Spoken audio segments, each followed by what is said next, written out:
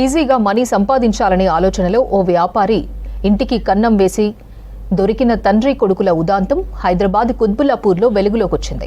వివేకానంద నగర్లో డ్రైవర్గా పనిచేస్తున్న లక్ష్మణ్, మురళి అదే కాలనీకి చెందిన మధుసూదన్ రావు వ్యాపార లావాదేవీలను గమనించారు.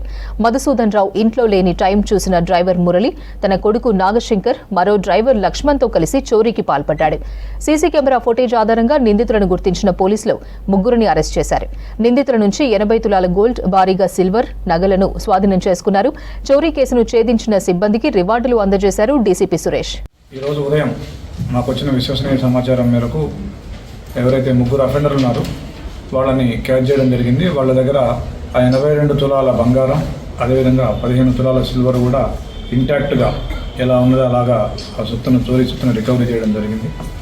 సో దీంట్లో ఈ అఫెండర్లు ఎవరైతే మధుసూదన్ రావు కంప్లైంట్ ఉన్నారో ఆయనకి ఒక బిజినెస్ పార్ట్నర్షిప్ ఒక ఫర్మ్ ఉంది. దాంట్లో ఆయనతో బిజినెస్ పార్ట్నర్షిప్లో ఉన్నటువంటి వాళ్ళ దగ్గర వీళ్ళిద్దరు ఎవరైతే ఒక ఇద్దరు డ్రైవర్లు ఉన్నారో వాళ్ళిద్దరూ ప్లస్ ఒక డ్రైవర్ కొడుకు వీళ్ళు ముగ్గురు కలిసి వీళ్ళు తరచుగా డబ్బులు తరలిస్తుంటే లక్షలు డబ్బులు తరలిస్తుంటే చూసి వీళ్ళ దగ్గర ఎక్కువ డబ్బులు ఉంటాయని చెప్పేసి వీళ్ళు ఒక పథకం పడినారు.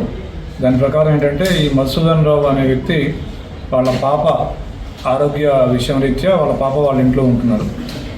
ఆయన భార్య కానీ ఆయన కానీ వాళ్ళ ఇంట్లో ఎవరు ఉండట్లేదు.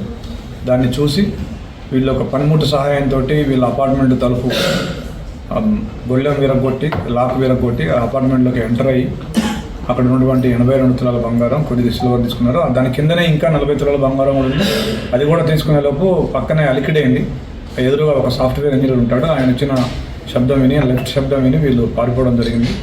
సో దీన్ని సాంకేతిక ఆధారాల సహాయంతో బాలనగర్ సిసిఐ సిబ్బంది, అదేవిధంగా Kukatpally DI and crime team వీళ్ళందరూ కూడా చాలా చాకచక్యంగా పరిష్కరించినారు. వీళ్ళందరినీ కూడా అభినందిస్తూ ఉన్నారు.